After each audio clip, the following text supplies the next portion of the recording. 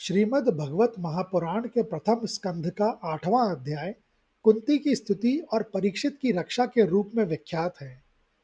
अश्वत्थामा को दंडित करने के पश्चात वह पांडवों के समूल नाश की अंतिम चेष्टा करता है और उत्तरा के गर्भ को नष्ट करने के लिए ब्रह्मास्त्र का प्रयोग करता है।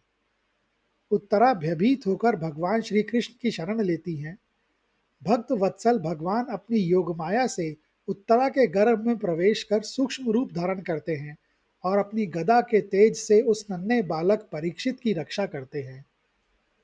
यह प्रसंग सिद्ध करता है कि जो पूर्णतः शरणागत होता है, भगवान उसकी रक्षा के लिए समस्त प्राकृतिक नियमों को भी पीछे छोड़ देते हैं। संकट टलने के पश्चात जब भगवान श्री कृष्ण द्वारका प्रस्थान करने की तैयारी करते हैं, तब माता कुंती उनके सम्मुख उपस्थित होकर एक अत्यंत विलक्षण स्तुति करती हैं। कुंती कहती हैं, हे कृष्ण, आप आदि पुरुष हैं, फिर भी अपनी माया के पर्दे में छिपे होने के कारण अज्ञानी जीव आपको पहचान नहीं पाता। वे भगवान से किसी सुख या ऐश्वर्य की कामना नहीं करती, बल्कि एक ऐसी प्रार्थना करती है जो संसार के इतिहास में अद्वितीय है। वे कहती हैं, हे जगतगुरु, मुझे पद पद पर विपत्तियां प्राप्त हो, क्योंकि दुखों में ही आपका स्मरण निरंतर बना रहता है और आपके दर्शन होने से पुनर्जन्म का चक्र समाप्त हो जाता है।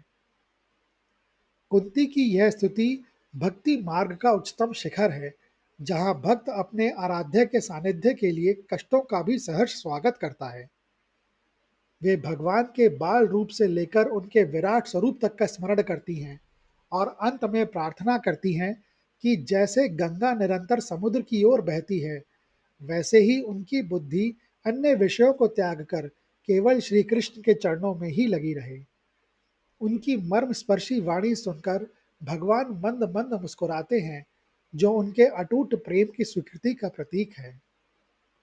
अध्याय के समापन में पांडवों के हृदय में भगवान के प्रति विरह की वेदना स्पष्ट दिखाई देती है।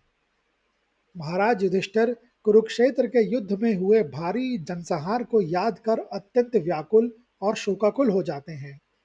उन्हें लगता है कि वे इस पाप से कभी मुक्त नहीं हो पाएंगे। भगवान श्री कृष्ण उनकी इस मानसिक स्थिति को भांप लेते हैं और उन्हें सांत्वना देने तथा धर्म का मर्म समझाने के उद्देश्य से पितामह भीष्म के पास ले जाने का निर्णय करते हैं। यह अध्याय हमें सिखाता है कि प्रतिकूल परिस्थितियों में भगवान की शरणागति ही शांति का एकमात्र मार्ग है।